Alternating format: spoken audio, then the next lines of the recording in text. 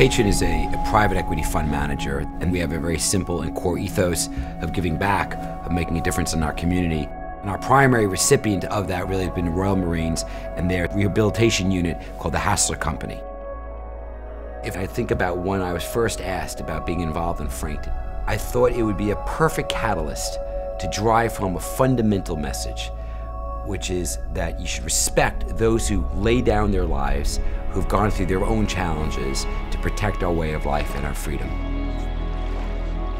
2017 was the 75th anniversary of Operation Frankton.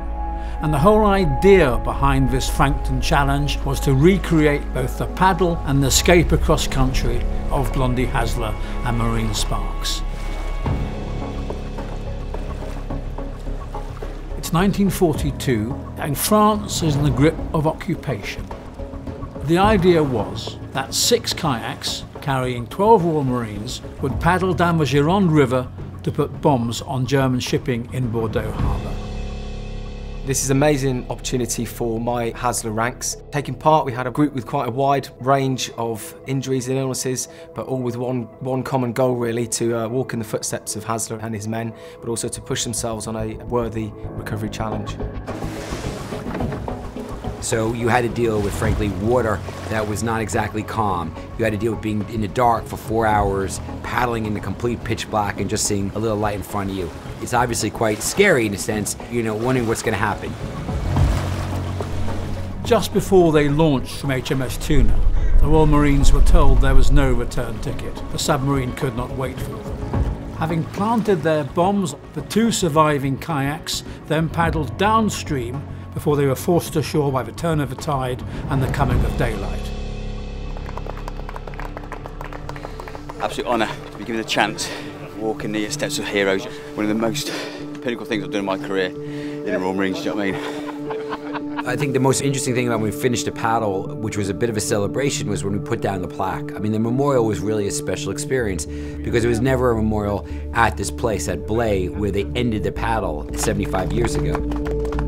Then began the escape and evasion phase of their operation, which was to walk about 100 miles northeast to a place called Ruffec, where they were told the resistance were waiting to help them. This part is tough. It's not hilly, but it's not easy terrain at all, very difficult on the feet. 1 minute you're on hard tarmac roads, the next you're traipsing through ankle deep mud. It's very challenging. A lot harder than I thought it would be, yeah. A lot harder. You hear numbers, you hear 100 miles. Unless you've done 100 miles before, you haven't got a clue. You go grit it out, but you're gritting out with everyone here. At Hasler, we have a real diverse mix of conditions, ranging from mental health conditions to some quite serious physical musculoskeletal injuries. I got a brain tumour in 2014. And so my recovery process has been quite long, so it's just an absolute privilege to be able to be here and sharing this experience, really. When you're a Royal Marine, you take such pride in your physical fitness, and then to suddenly overnight lose that and have that taken away from you, you lose your sense of self-worth. This is a culmination of a 3-year rehab process. The final test really is I do as a Marine before I get medically discharged.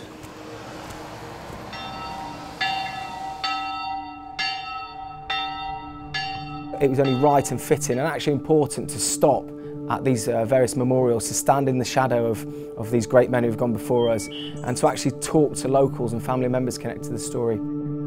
We got to one particular area where they were, and they hid in this barn. And the farmer who really protected them and put them, took care of them, who ended up being turned in and was killed, his granddaughter was still alive. We did a ceremony with her by the plaque that commemorates what these guys did. And I thought this whole thing was just tremendous.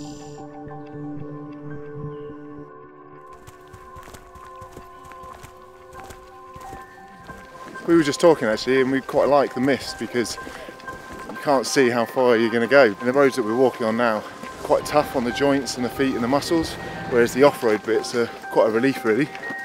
I think I feel good because everyone else feels the same pain. So that makes me feel a little bit better.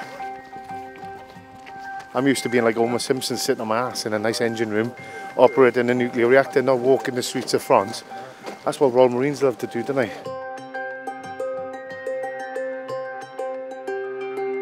I basically just got the kind of the normal wear and tear injuries in your knees and stuff that comes with just doing the job. It's been a good journey, I've definitely enjoyed it. I'm looking forward to put my feet up at the end, I will admit. You know. The ultimate question is whether you could keep it up for 8 hours with the rain and the wet and the mud, and that's pretty damn hard. But essentially the team drove each other. At the end of the day, as a unit, you're accomplishing a goal, and I think that helped everyone move forward. Hasler and Sparks had luck on their side. They knocked on the right door of the right cafe in Ruffec and found themselves picked up by the French resistance. And they were fed down the escape line and over the border into Spain and eventually to Madrid and Gibraltar, where finally they were safe on British soil. Overjoyed, we're here at Ruffec, 100-mile point. I can't tell you how proud I am. A really nice way to finish my career. This is something I'll never ever forget. Let's not look at, oh, I can't walk 100 miles. Let's look at it this way. Well, I can walk 100 yards. Well, let's make it 200 yards. Let's make it a mile. And then before you know it, we were walking into Ruffec 100 miles later. Concentrating on what you can still do is more powerful than labouring on what you can no longer do. To take 34 people on an 85-mile paddle and a 100-mile yomp, effectively over 7 days, in the middle of the winter, 75 years ago to the date from when it happened, is powerful.